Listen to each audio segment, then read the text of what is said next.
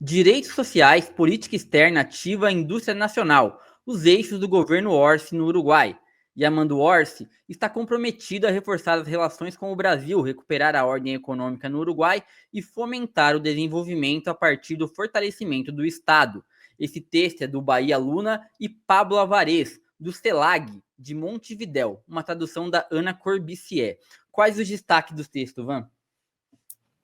Jorge, eu sei, eu só quero fazer uma correção pequena, é que é a Bahia Luna, é uma mulher. Ah, é a Bahia. Eu fiquei nessa dúvida, eu pensei que era o Bahia Luna. É, que o nome não é comum, né? Enfim. Bom, esse texto ele é interessante porque traz uma análise pouco vista aqui no Brasil, né? Que é o governo do Yamandu Orsi, que chegou, como eu falei anteriormente, chegou ao poder depois de governos neoliberais no Uruguai. E isso é bem importante, porque ele também é uma renovação, né? Então, aí a gente está trazendo as pessoas comemorando, e o próprio Pepe Mujica dançando feliz com a vitória. O Yamandu é essa renovação com relação ao governo do Tabaré Vázquez, com relação ao próprio governo do Pepe Mujica, porque, por exemplo, ele traz novas caras para o governo. Então, ele não recicla ministros do governo anterior. Isso é muito bom, né? Porque indica essa renovação, indica que em uma eventual sucessão possamos ter outros nomes, né? Então, isso é bem interessante. E aí, como você falou, né, aí na chamada, ele propõe uma política externa bem diferente do governo anterior, baseada na retomada e na melhoria das relações com o Brasil. Lembremos que o Uruguai é um país muito pequeno, faz parte do Mercosul, e essa proximidade com o Brasil é muito importante, tanto para a Argentina quanto para o Uruguai, claro, também para o Paraguai, né? Então, ele já traz aí no seu eixo de governo essa reaproximação com o Brasil. O texto também fala, né, que o Yamandu ele pretende melhorar as relações com Estados Unidos e China, que são parceiros comerciais de praticamente todos os países, né? E a questão da Argentina. Então, o que a gente já pode entender é que ele vai focar no Mercosul, né? Brasil, Argentina. Com relação à Venezuela, que costuma ser a régua mesmo que eu uso para saber para onde vai um governo, ele tem uma política, uma postura dúbia, né?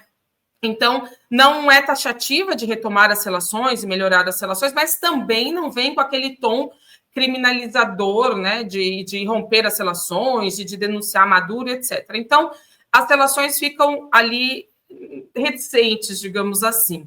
E aí tem outras coisas importantes, eu vou falar muito rapidamente aqui, que esse novo governo se propõe, né?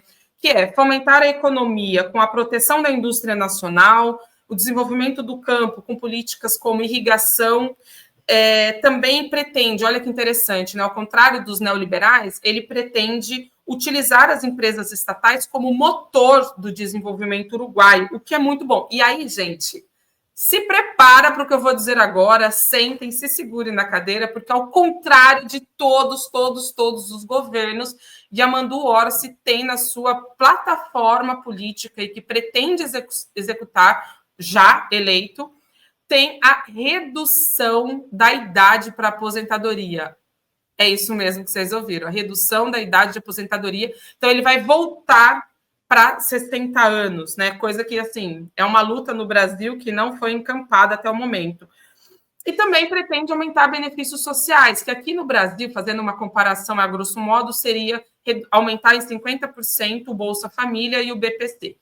Equivalente no Uruguai, né, gente? Não é a mesma coisa, mas só para vocês entenderem, sem eu ter que ficar dando os nomes uruguaios para isso. E, por fim, né, na questão da segurança, que foi algo que o governo do anterior assim, reforçou muito, né? O Uruguai é um país super pacífico, mas o governo anterior ficava ali colocando como a questão da violência, da segurança, etc. E aí o Yamandu tem algumas políticas que não são assim tão inovadoras, mas reforçar a capacidade policial, principalmente nas regiões metropolitanas e no interior do país. Então, vamos ver como ele se sai nisso. Eu queria só trazer algumas coisas. Nem todo mundo conhece o Orsi, né, Van? Ele é um cara um nome relativamente novo dessa renovação da esquerda aí que tá acontecendo agora em vários cantos do mundo. E ele é conhecido lá como El Gordo. O Orsi ele foi prefeito de Canelones entre 2010 e 2024, destacando-se por inovação urbana e participação popular. Ele é entusiasta de rugby, do esporte, né, aquele futebol americano, e usa lições do esporte como trabalho em equipe em sua gestão. Com alta popularidade, ele enfrenta desafios como a inflação, mantendo o diálogo com ruralistas e movimentos sociais. O Orsi é de uma leva dita como nova esquerda, como eu disse. Apesar disso, parte importante da sua vitória no Uruguai foi o apoio do Pepe Mujica, como a Van até trouxe aqui na primeira fala dela, que é praticamente uma lenda da esquerda, dessa velha esquerda. Então, ele não sei se ele chega a ser o sucessor do Pepe, né, Van? Porque eles são pessoas muito diferentes, assim, não é o mesmo tipo de esquerda, mas até tem um comentário aqui, que eu pesquei aqui, que perguntaram se ele é o Haddad do Uruguai. E aí eu até te passo para você, eu não sei se ele chega a ser o Haddad do Uruguai, mas ele é um cara mais político e menos engajado mesmo, aquele cara, esquerda raiz, aqui é esquerda, né? Ele é aquele cara que ele conversa mais político raiz mesmo, né, Van?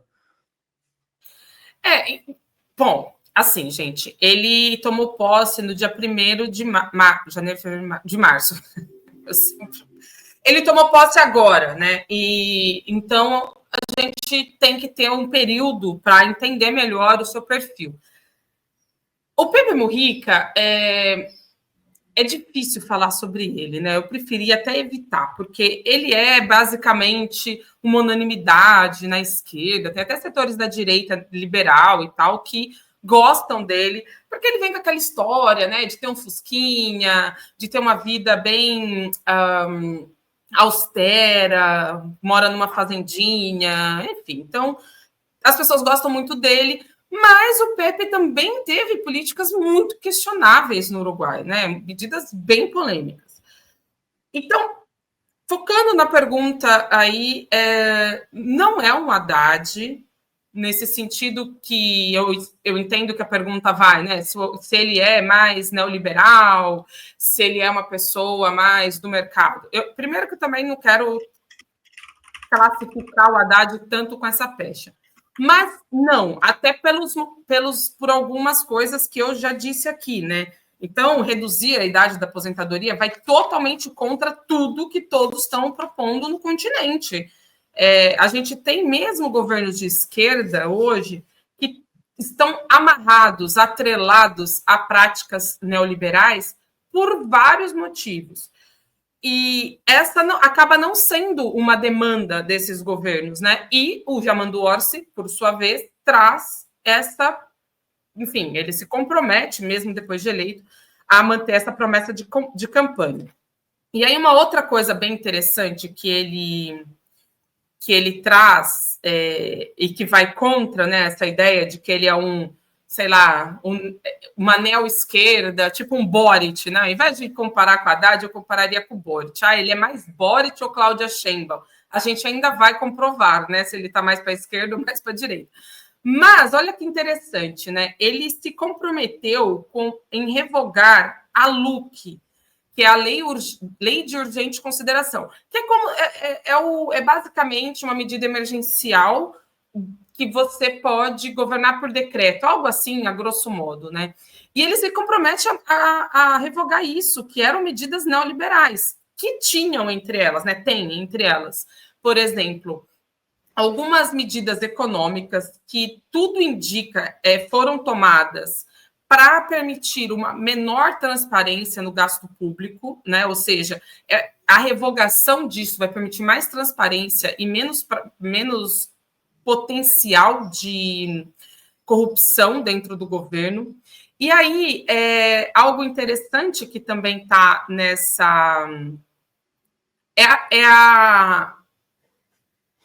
Com a revogação dela, vai cair as medidas impostas que proibir o direito à greve e a negociação trabalhista. Então, vai reforçar o direito dos trabalhadores, que são base da Frente Ampla. Então, enfim, eu daria aí um tempo ao tempo para saber para onde vai o Orsi, mas por essas medidas que ele se propôs na campanha e o comprometimento de mantê-las durante o seu governo, eu entendo que ele está indo mais para Cláudia Sheinbaum do que para Boric, ou seja, mais México, menos Chile, algo assim.